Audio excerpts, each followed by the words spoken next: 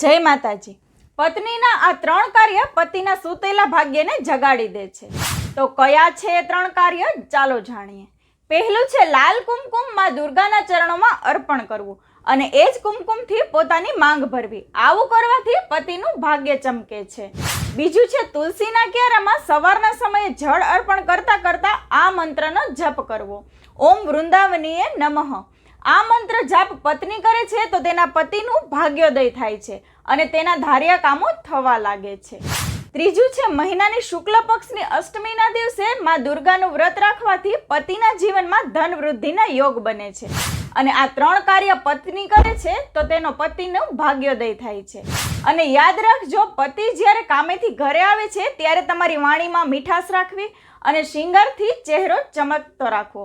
આનાથી માં લક્ષ્મી ઘરમાં સ્થિરતા બનાવે છે અને ઘરમાં આવતી લક્ષ્મી પણ સ્થિર થાય છે। તો આ વિડીયોને તમારા ફ્રેન્ડ્સ અને ફેમિલી સાથે જરૂરથી શેર કરજો। જય માતાજી।